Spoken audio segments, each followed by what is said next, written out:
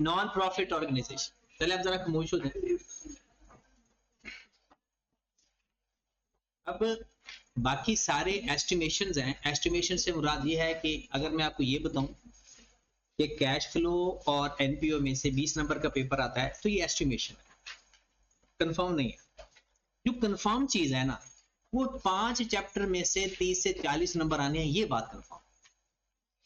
मतलब आई कैप ने जो वेटेज दी है आपको, एक statement of changes in equity, rectification of error, IS 8, cash flow जिसे आप कहते हो IS 7 और एनपीओ। ये बात कंफर्म है कि इसमें से उसने मिनिमम 30 और मैक्सिमम 40 मार्क्स देने हैं, तो एवरेज वो 35 नंबर देते, कभी 35, कभी 38, कभी 32, कभी यानी इस तरह से। लेकिन वो कभी भी ऐसा नहीं कर सकता कि 30 और 40 की रेंज को क्रॉस कर सकता, वो एमसीक्यूज भी मिला कर देगा। अब हम क्या करते हैं कि हम इसके दो पोर्शन कर लेते होते हैं, जो नॉर्मल आई कैप भी नॉर्मल करता है। अब प्रॉब्लम कब आएगा? प्रॉब्लम तब आएगा जब वो सारे का सारा इसके ऊपर डिपेंड कर देगा।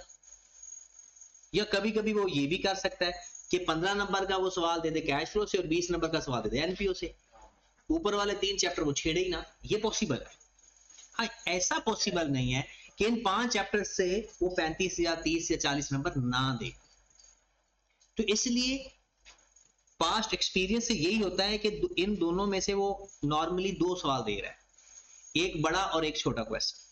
जैसे लास्ट अटेम्प्ट में भी अगर बात करें तो उसने कैश फ्लो का 7 से 8 नंबर का सवाल दिया और बाकी उसने एनपीओ का सवाल दे दिया तकरीबन कोई 16-18 नंबर। अब हो सकता है इस दफा वो 14 से 16 नंबर दे दे कैश फ्लो से और 8-10 नंबर दे दे वो एनपीओ से। वो ऐसा कर रहा है कि किसी अटेम्प्ट में वो एनपीओ में बड़ा क्वेश्चन देता है, किसी क्वेश्चन के पेपर में वो कैश फ्लो से बड़ा सवाल दे रहा है। तो हम एस्टिमेट तो ये बात कंफर्म है, बाकी एस्टिमेशन है। अगर मैं ये कहूँ जी इसमें से 15 नंबर कंफर्म है, इसमें से 20 नंबर कंफर्म है, ये सारा अंदाजा ही, ठीक है। अब नॉन प्रॉफिट ऑर्गेनाइजेशन के लिए स्टैंडर्ड कौन सा इस्तेमाल? जाहिर सी बात है इंटरनेशनल तो हो नहीं सकता, क्योंकि इंटरनेशनल स्टैंडर्ड हर ये जो खैराती इदारे होते हैं, चैरिटेबल इंस्टीट्यूट होते हैं, ये हर और मुल्क के अंदर एक डिफरेंट स्टाइल से काम कर रहे होते हैं। तो इसलिए इसके जो स्टैंडर्ड का नाम है वो है ASNPO। ASNPO stand for Accounting Standard for Non-Profit Organization। Accounting standard for non profit organisation. तो इसका मतलब है ये IASB का मसला नहीं है, ये किसका मसला है? आई कैप का, SECP का। मतलब दूसरे लफ्जों में कह लो company act,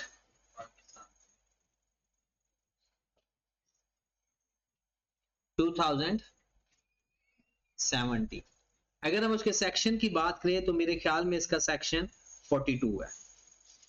42 section company act के अंदर लिखा हुआ है। एक ट्रस्ट एक्ट भी इसके ऊपर अप्लाई होता है, एक सोसाइटीज एक्ट भी इसके ऊपर अप्लाई होता है, सोसाइटीज रजिस्ट्रेशन एक्ट। तो डिफरेंट एक्ट इसके ऊपर अप्लाई होकर इन्होंने एक स्टैंडर्ड बना लिया, ASNPO, accounting standard for non profit organisation. पहले तो इसके बारे में कोई ज्यादा खास नहीं हुआ करता था और ना ही इसको 2 दिन में पढ़ाया जाता था, या मैक्सिमम 3 दिन पढ़ाकर फारिग करवा दिया जाता था, क्योंकि इसके साथ एक और टॉपिक होता था इनकम्प्लीट रिकॉर्ड, वहां पर टाइम लगाया जाता, क्योंकि जो बंदा इनकम्प्लीट रिकॉर्ड कर लेता था ये उसके लिए कुछ भी नहीं था। बट वो नई स्कीमें तो वापस आ गया, लेकिन अभी हमारे लिए यही सब कुछ।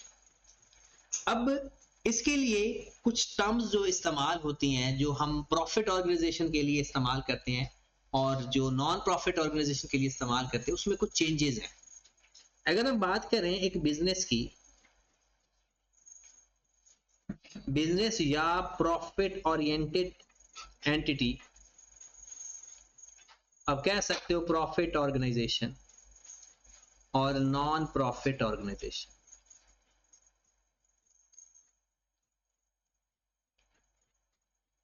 अगर हम प्रॉफिट ऑर्गेनाइजेशन की बात करें तो यहां पर हम एक स्टेटमेंट बनाते हैं जिसका नाम है statement of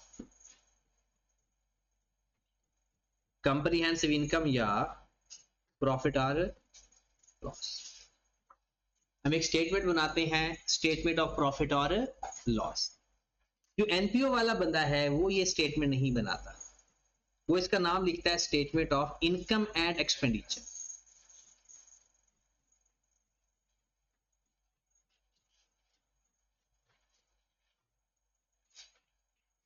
statement of income and expenditures, almost चीजें वही हैं। इसमें नॉन प्रॉफिट ऑर्गेनाइजेशन की जो इनकम आएगी माइनस उसके एक्सपेंस माइनस कर देंगे तो हमारे पास प्रॉफिट या लॉस आ जाएगा, लेकिन उसके प्रॉफिट को प्रॉफिट या लॉस भी नहीं कहते। इसमें अगर आंसर पॉजिटिव आए तो हम उसे क्या बोलते हैं, नेट प्रॉफिट, और अगर नेगेटिव आंसर आया तो हम उसको बोल देते हैं नेट लॉस।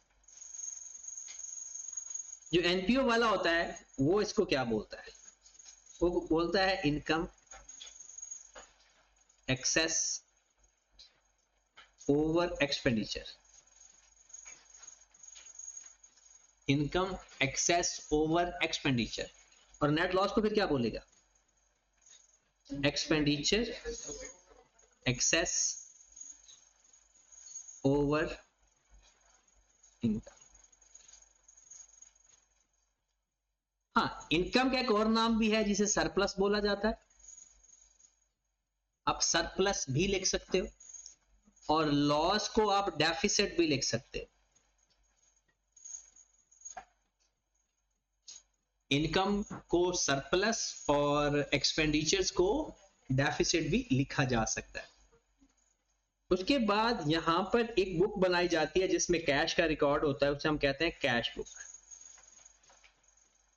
जिसमें रिकॉर्ड क्या होता है, कैश एंड बैंक का।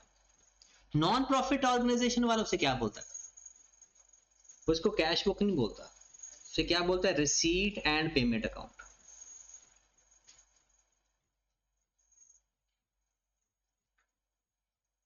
नेचर सेम है, ऐसा नहीं होगा कि वो एसेट आ रहा होगा तो पेमेंट साइड से नहीं, कैश आ रहा होगा तो पेमेंट साइड पर रखेगा, नहीं, कैश आ रहा होगा तो रिसीट साइड, कैश जा रहा होगा तो payment side. Receipt side debit होती है और पेमेंट साइड क्रेडिट होती है। उसके बाद यहां पर होता है शेयर कैपिटल, या लफ्ज इक्विटी बोला जाता है, शेयर कैपिटल या लफ्ज इक्विटी बोला जाता है। ये इसको क्या बोलते हैं, नेट एसेट्स। आपके छोटे होते पता होगा कि इक्विटी का एक नाम होता है नेट एसेट्स भी, या इसे बोलते हैं अक्यूमुलेटेड फंड,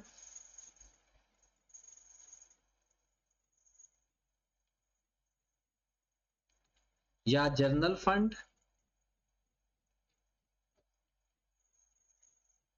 या फंड बैलेंस,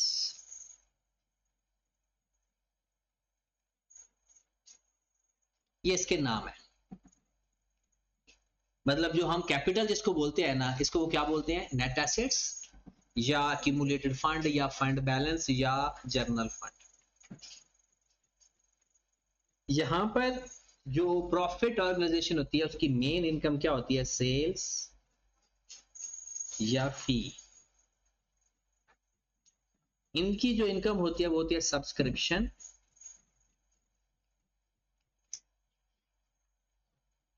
या डोनेशन।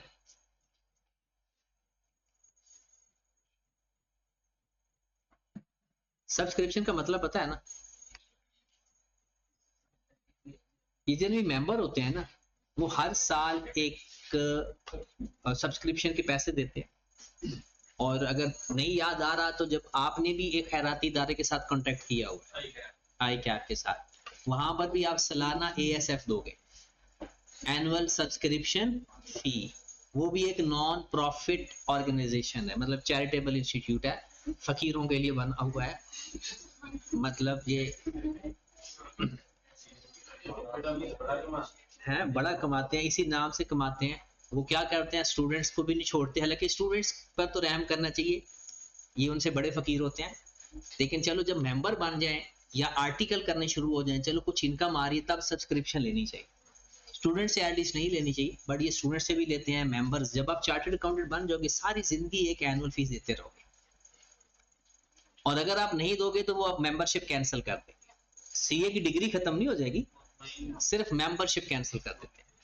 फिर ये फर्म से भी पैसे लेते हैं, कॉलेज से भी पैसे लेते हैं, सबसे ही लेते हैं। अब चलना भी तो है ना, ये इसे हम कहते हैं नहीं, वो आई कैप चलता नहीं है। वहां के लोग जो जॉब करते हैं, वहां पर जो प्रेसिडेंट है वहां के, जो जॉब करते हैं, हर डिपार्टमेंट में जो बंदे बैठे हैं, वो इस खैरात से चलते हैं, जो हर साल सारे लोग देते हैं। उसके बाद यहां पर एक बनती है statement of changes in equity. Statement of changes in equity. तो नॉन प्रॉफिट ऑर्गेनाइजेशन वाला स्टेटमेंट को क्या बोलेगा, बोले जरा।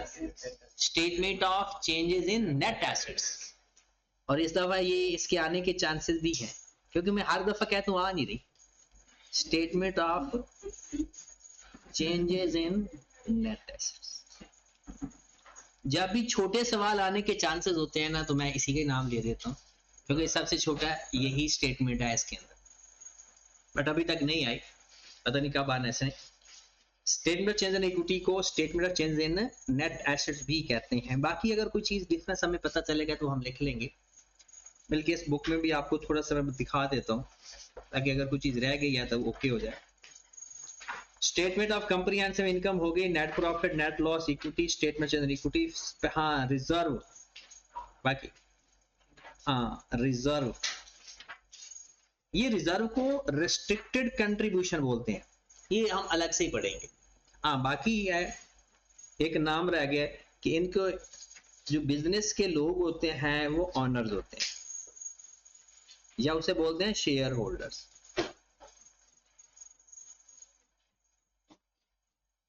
ऑनर्स या शेयर होल्डर्स।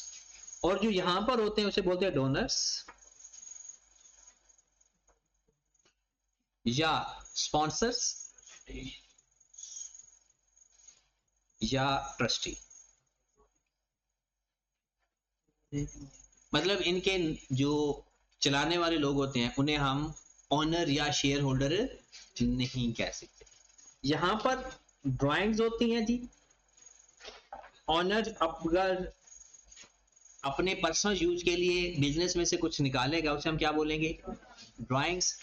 और अगर शेयर होल्डर को दिया जाएगा तो उसे क्या बोला जाएगा, डिविडेंड। और यहां पर क्या होता है, अगर यहां से पैसे निकाले जाए तो उसे बोलते हैं अडियाला जेल। क्या बोलते हैं, Adiala jail. No concept of drawings या डिविडेंड। मतलब अगर इसमें से कोई पर्सनल यूज के लिए लोग पैसा निकालते हैं तो उन्हें जेल हो जाती है, ठीक है। और हमारे मुर्शिद पर जो केस लगा हुआ है वो भी यही है, और वो एक कन्विक्टेड है। अगर कोई बंदा ये समझता है कि इमरान खान के साथ ज्यादती हो रही है तो ये बद समझना छोड़ दे। उसकी वजह ये है क्योंकि उन्होंने अल कादिर यूनिवर्सिटी के पैसे, जो कि एक ट्रस्ट था, उनके पैसे एक गलत तरीके से लाने की कोशिश की है, जो कि एक क्राइम है। और अदरवाइज आप ये देख लें कि यहाँ पर भी शायद बहुत सारे लोग, बल्कि पूरी दुनिया के अंदर खान साहब के चाहने वाले हैं, तो कोई भी बंदा इंटरनेशनल कोर्ट में जाकर केस जीत सकता था। वो केस उन्हें पता है कोई जीत नहीं सकता, ये सिर्फ फेसबुक पर तो वो जीते हुए हैं, अदरवाइज वो केस जीत ही नहीं सकता, क्योंकि वो स्ट्रेट फॉरवर्ड चीजें हैं कि वो गलत तरीके से पैसे लाने की कोशिश की गई। तो उस वक्त तो जब बंदा हुकूमत में होता है ना, तो उस वक्त जो इर्द गिर्द के लोग होते हैं ना, वो कहते हैं नहीं कुछ नहीं होता, हो जाएगा हो जाएगा। अदरवाइज पाकिस्तान के अंदर जितने कानून हैं वो फॉलो तो कोई करता नहीं है, क्योंकि ले देकर रफा दफा हो जाते हैं। अदरवाइज कानून की कोई भी वायलेशन करेगा उसके ऊपर केस होता है। नवाज शरीफ के ऊपर क्या केस हुआ था, नवाज शरीफ खुद मुंह से माना था कि मैंने अपने बेटे से ये सैलरी लेनी थी, नहीं ली। उन्होंने कहा ठीक है, जो चीज आप सैलरी नहीं लोगे वो सैलरी रिसीवेबल है, और अकॉर्डिंग टू IAS 1 कोई भी रिसीवेबल है वो आपका करंट एसेट होता है। आपने शो करवाना होता है अपने सारे एसेट्स, उर्दू में कहते हैं ना, सारे लोग कहते थे असासे छुपा लिए, असासे छुपा लिए, यही असासे छुपाए थे उसने। वो जो नवाज शरीफ ये बोलता रहा था कि जी मैंने क्या जुर्म किया है, अपने बेटे से सैलरी तो नहीं ली। अब उन्होंने कहा क्या कि हमें कोई एतराज नहीं, अब सैलरी लो या ना लो, हमें एतराज इस बात का है कि जो एसेट्स हैं वो आपने अपनी फाइनेंशियल स्टेटमेंट में शो करने थे, नहीं किए, तो आप पर जुर्म साबित हो गया और वो पकड़ा भी गया। बाद में जो भी उन्होंने किया, जिस तरह से भी किया उन्होंने, जब जैसे अभी जब उन्होंने इमरान खान के साथ करना है मीटअप या कैचअप, तो ये उसके ऊपर भी केस सारे खत्म हो जाए। तो इसलिए परेशान ना हूँ जिसका कोई ये मुर्शिद जिसको वो समझते हैं, पाकिस्तान है। इसमें जब नवाज शरीफ पर केस हुआ था तो मुझे पर्सनली इस दफा ऐसा लगता था कि नून लीग खत्म होगी, इस दफा ऐसा लगता, लेकिन ऐसा नहीं हुआ। तो इसका मतलब है यहाँ पर कुछ भी हो सकता है। जरदारी जैसा बंदा सदर बन सकता है, बिलावल भुट्टो जैसे बंदा वजीर दाखिला बन सकता है, तो कुछ भी हो सकता है। और मुझे तो लगता है इन्होंने अगर चाहे तो ये बिलावल भुट्टो को वजीर आजम भी बनवा सकते हैं, और बनवा सकते हैं, उनके पास ये पावर है। क्योंकि देखे ना, अगर पीपल पार्टी के वोट ज्यादा हो गए और वोट तो उन्होंने अपनी मर्जी के करवाने, तो वजीर आजम बन जाएगा हमारा।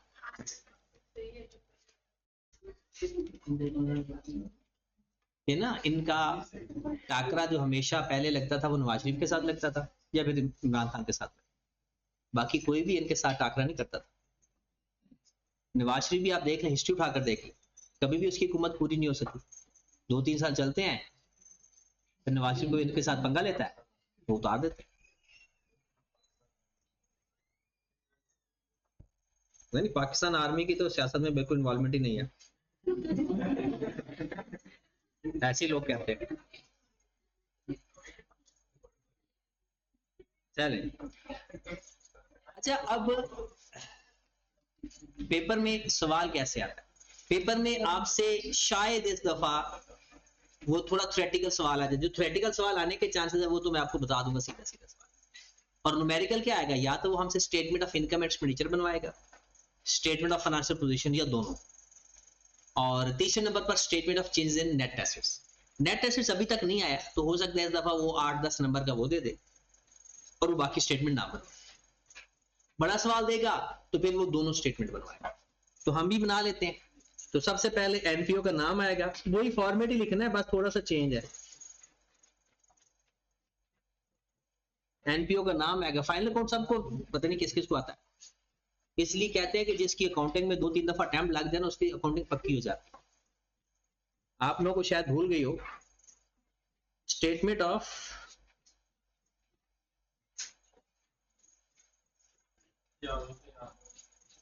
Income and expenditure for the year होना चाहिए या एज एट होना चाहिए, फॉर द ईयर,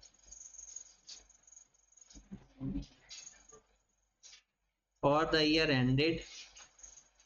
जो आपको मेरे ख्याल में डेट आएंगी वो ज्यादातर 2 डेट होगी, या दिसंबर 24 या जून 25, ज्यादातर ये डेट मिलेंगी आपको। इनकम सबसे पहले इसकी जितनी इनकम होगी वो सारी यहां पर लिख लेंगे, और नॉर्मल जो इनकी इनकम होती है, सबसे बड़ी इनकम होती है सब्सक्रिप्शन,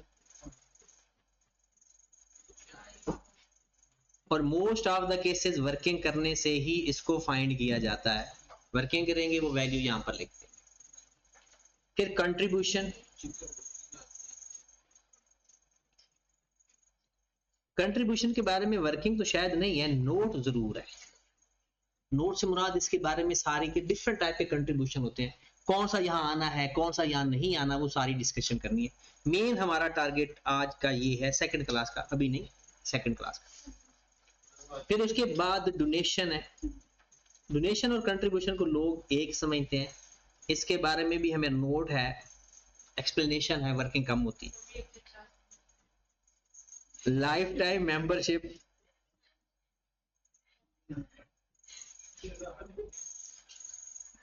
मेंबरशिप फी, वर्किंग है वो इस क्लास में पढ़ेंगे। Trading activity,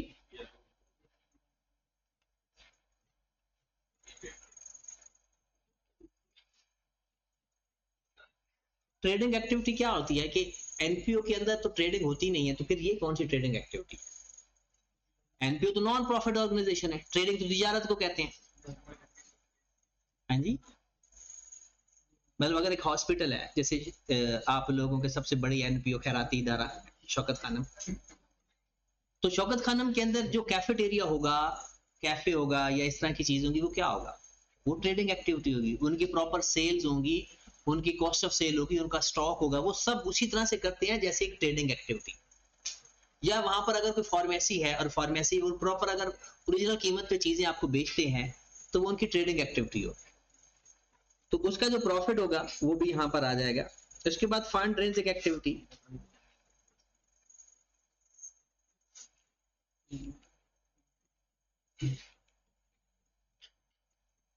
fund raising activity पहले क्या चीज है? मतलब ये जो लोग मुख्तलिफ कॉलेजेस में जाकर या मुख्तलिफ जगहों पे जाकर वो जो फंड रेजिंग एक्टिविटी करते हैं या कोई इवेंट ऑर्गेनाइज करवा लेते हैं।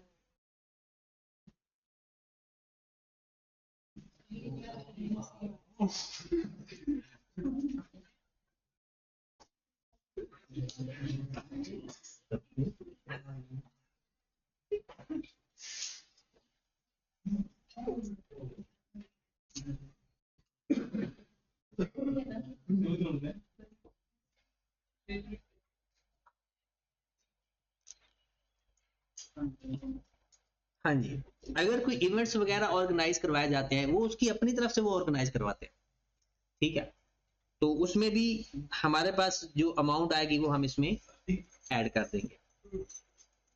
अदर इनकम, किसी भी टाइप की इनकम है, गेन ऑन डिस्पोजल है, इंटरेस्ट ऑन इन्वेस्टमेंट है, वो सारी हम इसमें ऐड कर देंगे।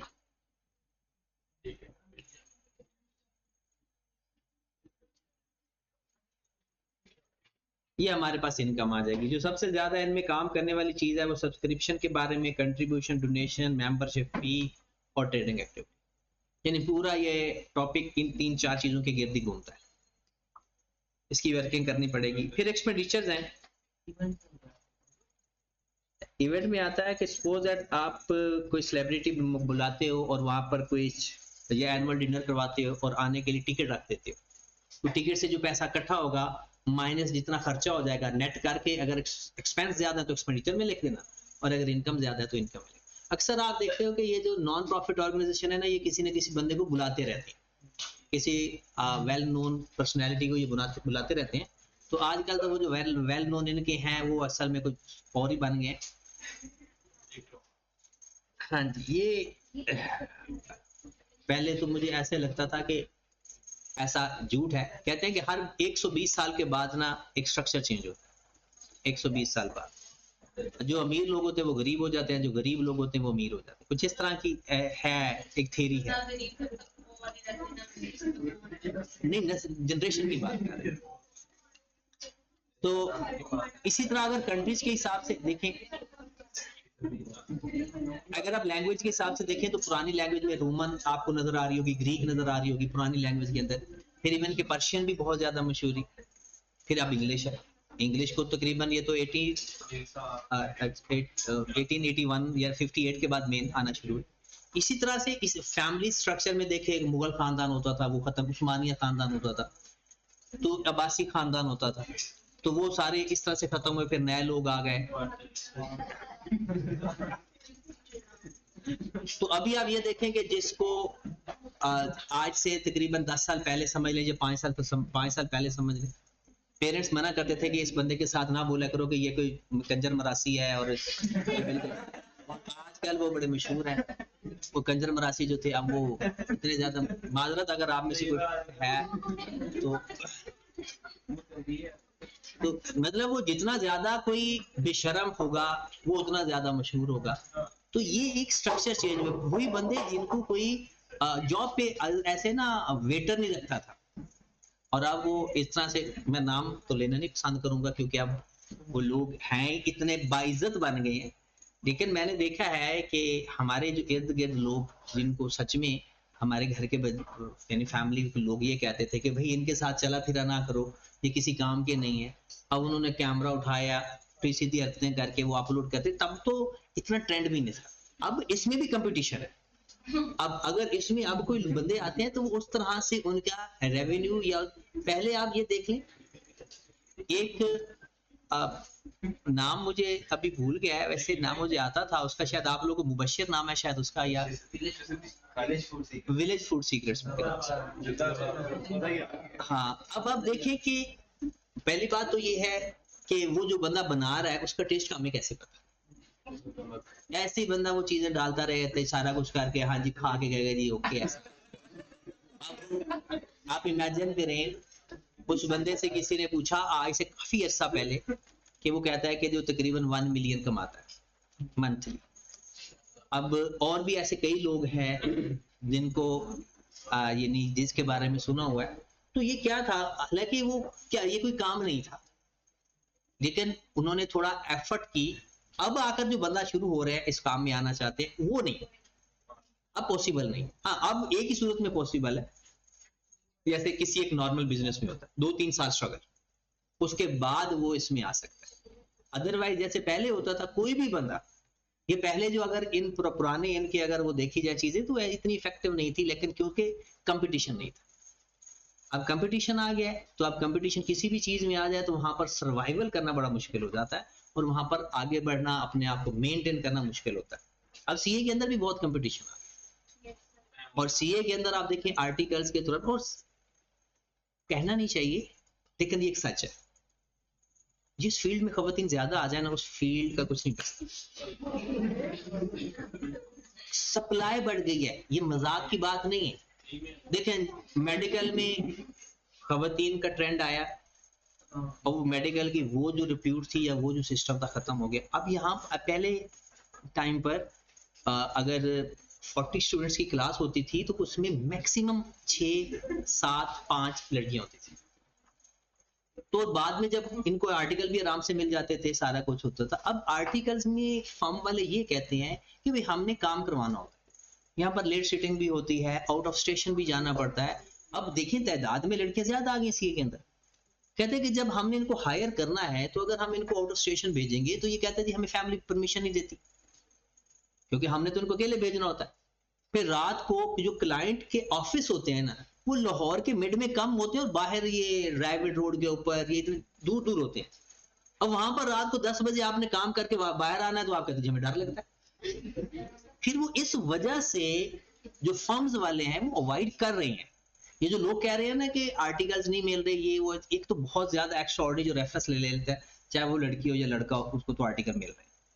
अब बाकी सब ये वजह भी है कि अब वो कहते हैं कि मैंने एक फर्म से बात की कि यार एक स्टूडेंट को मैनेज करो, डिजर्विंग भी है, कॉम्पिटेंट भी है, तो अब तो उसने पहला ही एक मुझे सवाल करा, ठीक है मैं कर देता हूँ लेकिन लड़की नहीं होनी चाहिए। अब ये नहीं कि लड़की कॉम्पिटेंट नहीं है, ऐसी बात नहीं है।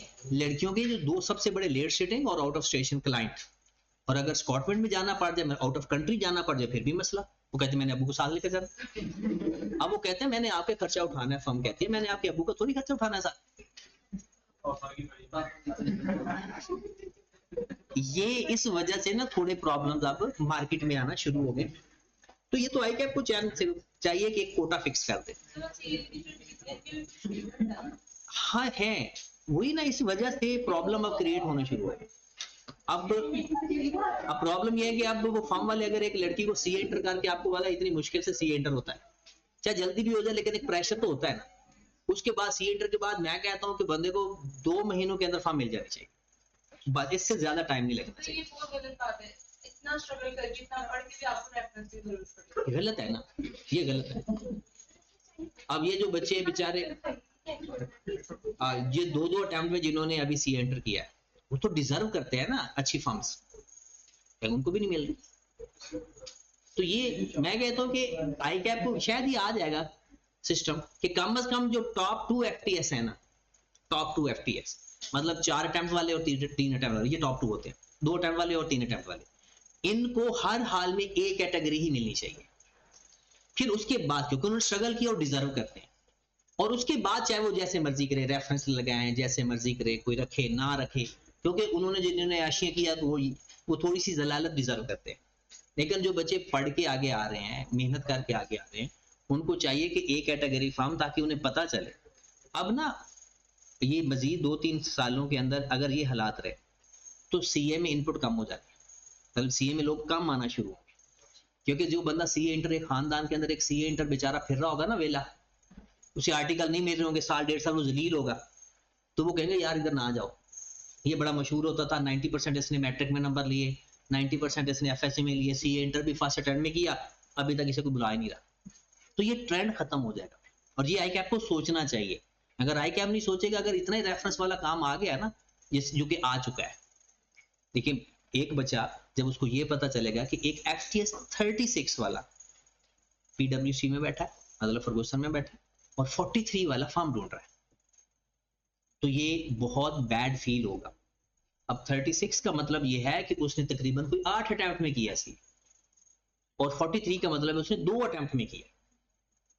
अब 8-10 अटेम्प्ट वाला बैठा है बड़ी फॉर्म में, और 43 वाला जिसने 2 अटेम्प्ट में किया वो फॉर्म ढूंढ रहा है। तो इस वजह से ये थोड़ा सा हो चुका है अभी, जो मार्केट के अंदर स्ट्रक्चर बन गया, लेकिन आई कैप ये कर लेता है एज अर्ली एज पॉसिबल, इस चीजों को टैकल कर लेता है, तो आई कैप करेगा तो सही कुछ ना कुछ। अब मैंने ये देखा है कुछ बच्चे जिन्होंने एफटीएस 42 था ना, उन्होंने डायरेक्ट आई कैप को अप्रोच किया है, और आई कैप उनकी हेल्प कर भी रहा है, लेकिन आई कैप हेल्प इस तरह से कर रहा है, जहां जगह मिलती है वहां भेज रहा है, बड़ी फर्म में नहीं, जिधर अवेलेबिलिटी उन्हें लगती है वो उधर भेज रहा है। और वो बच्चे जो जल्दी कर चुके हैं वो कहते हैं नहीं हमने नहीं जाना, हमें कुछ अच्छी फॉर्म दे, कम से कम बी कैटेगरी तो हो, तो बी तो वो डिजर्व करते हैं। कुछ बच्चों ने तो ये कह दिया था कि अगर हमारा ए और बी में ना हुआ ना तो हमने छोड़ देना सी, आगे सी एंटर करने के बाद सी छोड़ दे, हम एसीसी कर लेंगे। एसीसी का ये उन्हें फायदा होगा कि वो 1 साल के आर्टिकल उनके होते हैं, काफी सारे उनके पेपर एग्जाम हो जाएंगे, थोड़ा सा महंगा पड़ेगा उन्हें, वो बाहर चले जाएंगे। आई कैप को फिर कंपटीशन आ जाएगा एसीसीए का, और आ रहा है फिर से, तो आई कैप कुछ करेगा जरूर, हो सकता है आपके होते होते वो कर ले, लेकिन उसके लिए फिर आप लोगों को जल्दी करना पड़ेगा ना, ये ना हो कि सॉरी नहीं एक्स्ट्रा नहीं चाहिए होता, सिर्फ फर्म के अंदर जान पहचान वाले लोगों से बातचीत हो बस। फर्म रेफरेंस का मतलब यही है कि आपके कोई जानने वाला बंदा हो, जो पर्सनल जानने वाला बंदा हो, और वो किसी फर्म में जानता हो। और ये सबसे बड़ा जो इनका रेफरेंस होता है ना, सबसे बड़ा वो होता है क्लाइंट। क्लाइंट से मुराद है कि फर्म जिसका ऑडिट कर रही है ना, उस ऑडिट में उस फर्म कंपनी के अंदर अगर आपका कोई जानने वाला निकल आता है, तो वो कह दे कि भाई ये मेरा भतीजा है या जानने वाला है, तो इसको आपने मैनेज करना है, वो कर लेते। अदरवाइज कोई जान पहचान वाला होता है पार्टनर का, या पार्टनर की फैमिली से मेंबर कोई हो तो हो जाता है। अच्छा जी, एक्सपेंडिचर की कोई लंबी लिस्ट नहीं है। एक्सपेंडिचर में क्या क्या आएगा? सैलरीज, उसके बाद डेप्रिसिएशन, बैड डेट्स,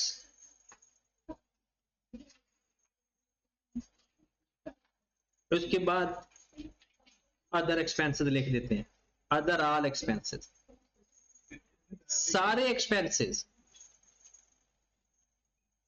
अच्छा, इसमें बैड डेट्स क्यों आ रहे हैं? क्योंकि इसमें क्रेडिट सेल्स तो होती नहीं है, बल्कि सेल्स ही नहीं होती, इसमें सेल्स होती ही नहीं है। ट्रेडिंग एक्टिविटी के अंदर सेल्स होती है, वो हमेशा कैश पे होती है, वो हमेशा कैश पे होती है। तो ये फिर बैड डेट्स कौन से हैं बता?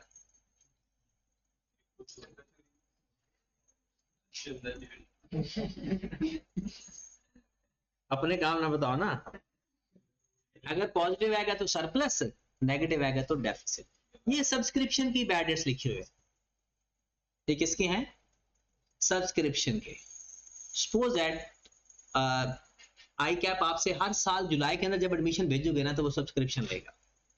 सपोज दैट एक साल ताहा ने नहीं एडमिशन भेजा, ताहा ने कहा कि जी सी दफा करो, मैंने नहीं करना, छोड़ दिया इसने, तो इसने एडमिशन नहीं भेजा, तो आई कैप को तो इसने बताया ही नहीं कि मैंने सीए छोड़ दिया। आई कैप इसकी सब्सक्रिप्शन रिसीवेबल लिख लेगा। अब अगले साल 2 सालों की सब्सक्रिप्शन रिसीवेबल लिख लेगा। जब तक आई कैप को 3 साल के अंदर या 2 साल के अंदर कंफर्म नहीं हो जाता कि इसने बेवफाई कर ली है, तब तक वो उसको क्या लिखेगा? रिसीवेबल। जब उसे पक्का पता चल जाएगा कि इसके वापसी के कोई इरादे नहीं है, तो फिर जितने रिसीवेबल लिखा होगा उसको क्या कर देगा? Bad debts. तो जब 1 साल का तो कम से कम वो रिसीवेबल लिखेगा ही। अगर अगले साल भी वो बंदा नहीं आता, तो हो सकता है वो 2 सालों को या 3 सालों के बाद करता हो। ये आई कैप की अपनी पॉलिसी है। स्टेटमेंट ऑफ फाइनेंशियल पोजीशन की जरूरत है, चलो फॉर्मेट बना देता हूं।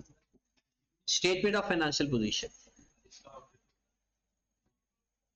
ऑडिट जरूरी नहीं है लेकिन करवाते हैं उसकी एक्टिविटी के लिए कि जिस मकसद के लिए ये रजिस्टर्ड हुई है वही मकसद, या कोई और काम तो नहीं हो रहा। Statement of financial position. अच्छा, इसका नाम का फर्क नहीं है। स्टेटमेंट ऑफ फाइनेंशियल पोजीशन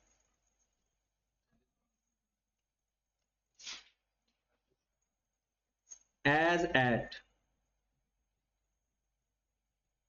जो डेट होगी वो लिख देंगे। सबसे पहले क्या आएंगे, नॉन करंट एसेट्स, वही चीजें, कोई प्रॉपर्टी प्लांट एंड इक्विपमेंट है, कोई भी प्लांट है, कोई फर्नीचर है, प्लांट भी होते हैं ना, कोई ना कोई इस टाइप की चीजें आ सकती हैं कि कोई प्लांट, जैसे एक हॉस्पिटल है वहां पर कई प्लांट हो सकते हैं, मशीनें हो सकती हैं। सारे नॉन करंट एसेट्स, सारे नॉन करंट एसेट्स। फिर करंट एसेट्स वो ट्रेडिंग एक्टिविटी का अगर कोई स्टॉक पड़ा हुआ है अनसोल्ड। फिर सब्सक्रिप्शन रिसीवेबल है, मतलब किसी मेंबर ने पैसे नहीं दिए, occur but not received, subscription accrued है। कैश एंड बैंक है।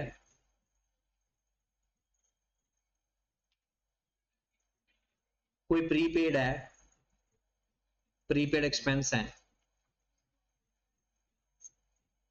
मतलब सारी वही चीजें हैं। टोटल एसेट्स,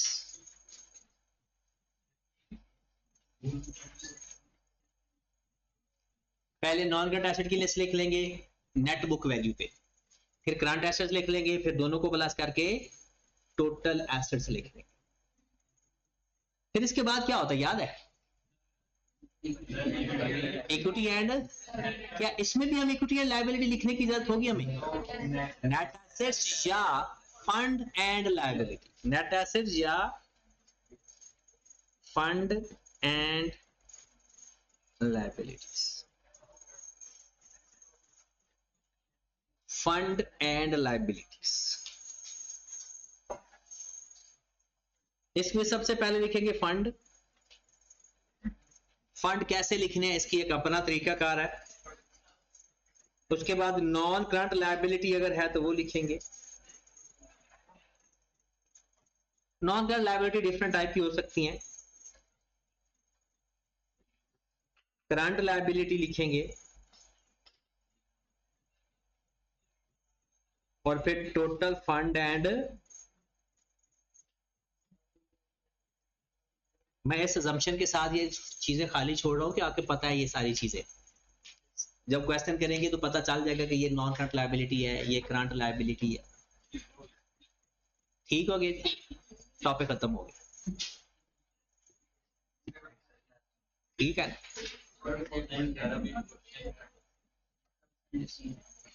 अब सबसे पहले हम चलते हैं सब्सक्रिप्शन के ऊपर। सब्सक्रिप्शन का अकाउंट बनाते हैं, उसकी वर्किंग कैसे किया करेंगे। 90% बल्कि 99% उसकी वर्किंग करनी पड़ती है। आज तक जितने भी सवाल आए ना सब्सक्रिप्शन के, बगैर वर्किंग का हुआ ही नहीं सवाल ये कभी। तो एक तो सिंपल वर्किंग बता देता हूं, बाकी वर्किंग होगी कॉमन सेंस से।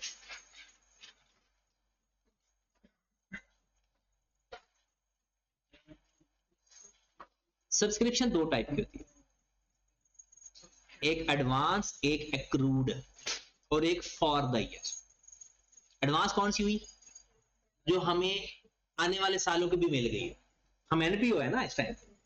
और एक्रूड कौन सी होगी, अक्कर बट नॉट रिसीव्ड। और फॉर द ईयर जो है भी इसी साल की और मिल भी गई।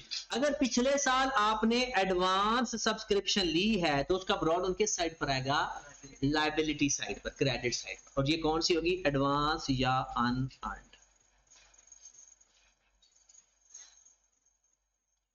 पिछले साल सब्सक्रिप्शन अक्कर हुई है बट रिसीव नहीं हुई, उनका ब्रॉड उनके साइड पर आएगा।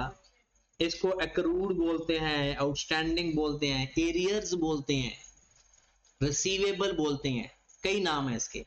Outstanding, accrued, arrears, receivables. इस एडवांस का कैरिड ऑन यहां पर आएगा और इसका मतलब पता क्या है, ये क्या चीज है, ये साल जो पेमेंट की है बट है अगले सालों के लिए, इन साल के एंड पे रिसीव तो है बट अक्कर नहीं है, रिसीव्ड बट नॉट अक्कर। और ये accrued but not for the year जो पैसे रिसीव करेंगे वो डेबिट होंगे या क्रेडिट, डेबिट होंगे। लेकिन आएंगे किस साइड पर, ये कैश डेबिट, ये जो आपको for the year cash receive हुआ है, चाहे वो इस साल का है चाहे वो अगले साल का है, कैश जो मिला है वो। बैड डेट्स, जो सब्सक्रिप्शन आपने राइट ऑफ करनी है, तो जो डिफरेंस आएगा वो किस नाम से आएगा, इनकम एंड, वो जो एसओपीएल नहीं आता था, ये वही एसओपीएल है। और ये किसका लेजर है पता है, एक्सपेंस का या इनकम का, ये इनकम का सेम लेजर है, बस एसओपीएल की जगह क्या लिखा हुआ है, income and expenditure.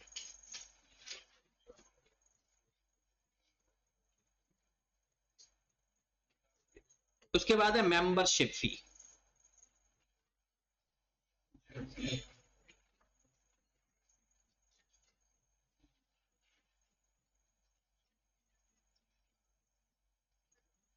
Life time membership,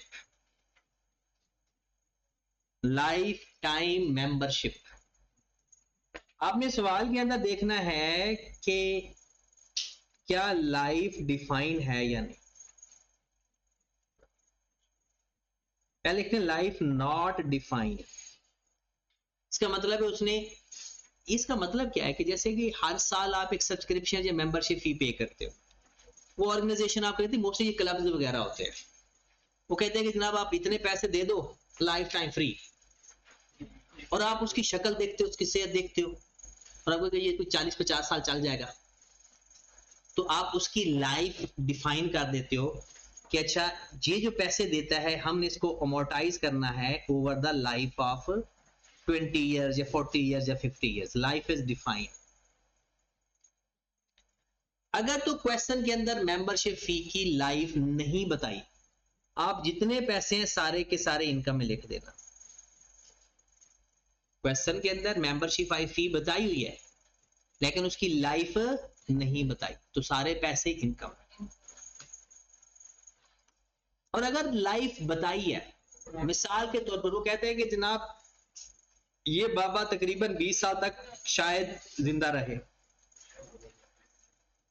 ये एक एस्टिमेटेड होता है, तो आपने देखना है कि चलो पैसे कितने मिले, सपोज दैट आपको 2 लाख रुपए मिला,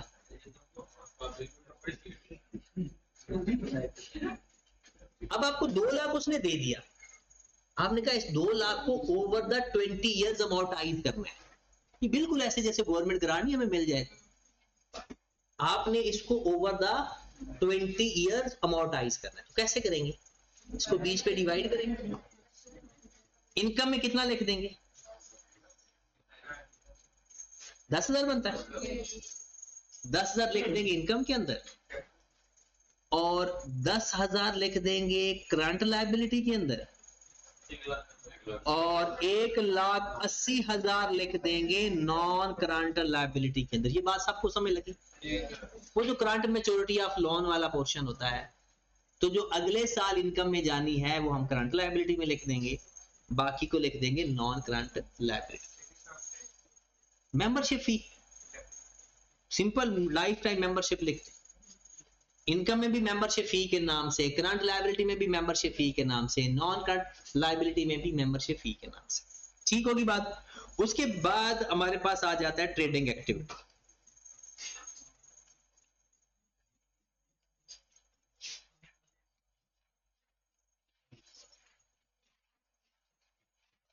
हाँ जी, trading activity sale minus cost of sale होता है, trading activity sale minus cost of sale होता है। इसकी सेल का नाम सेल से नहीं, मोस्टली टेकिंग्स लिखा होता है या रिसीट्स का लफ्ज लिखा होता है।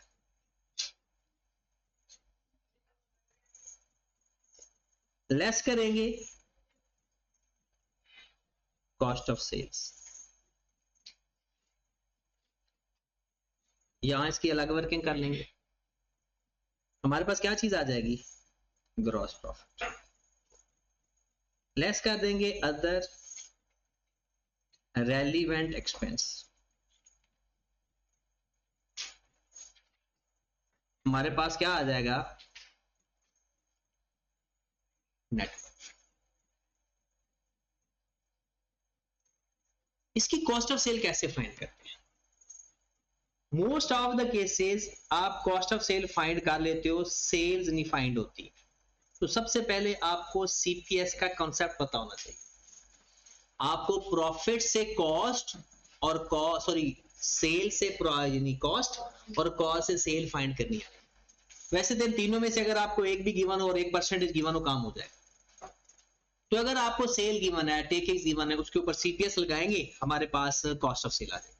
Cost basically cost of sale को कहते हैं, या कॉस्ट ऑफ सेल किसी ना किसी तरीके से फाइंड हो जाएगी, उसके ऊपर सीपीएस लगाएंगे तो टेकिंग्स आ जाएंगी या सेल्स आ जाएंगी। तो दूसरे नंबर पर अगर आपके पास कॉस्ट ऑफ सेल नहीं है तो एक लेजर बना लो जिसको हम कहते हैं स्टॉक अकाउंट। याद है इसका? क्या करेंगे, इसका ब्रॉड ऑन इधर लिख देते हैं, कैरिड ऑन इधर लिख देते हैं, परचेज इधर लिख देते हैं और कॉस्ट ऑफ सेल इधर लिख। अब अगर आपके पास परचेज ही नहीं है तो आप एक और लेजर बना लोगे जिसे क्या कहते हो, क्रेडिटर का अकाउंट, या सप्लायर का तो बनाते हैं ना कैश फ्लो के अंदर, यहां पर हम किसका बनाते हैं, क्रेडिटर्स का। सप्लायर का भी बना सकते हो, नाम लिख सकते हो। किसका ब्रॉड ऑन इधर आता है, कैरिड ऑन इधर आता है, कैश यहां पे, याद है ना ये, और आपके बैलेंस शीट फिगर क्या आ जाएगी, परचेज। अगर सप्लायर है तो टोटल परचेज आएगी, और सिर्फ क्रेडिटर क्या है तो क्रेडिट परचेज आएंगे। और हम ये समझते हैं कि अगर कुछ और नहीं बताया तो सारी परचेजेज। तो ये हम लेजर, हमारे कितने एलिमेंट हो गए, 3, एक सब्सक्रिप्शन हो गया, एक मेंबरशिप हो गया, और एक नेक्स्ट हमारा सबसे मेन इंपॉर्टेंट वो है कंट्रीब्यूशन। तो नेक्स्ट क्लास में हम कंट्रीब्यूशन करते हैं।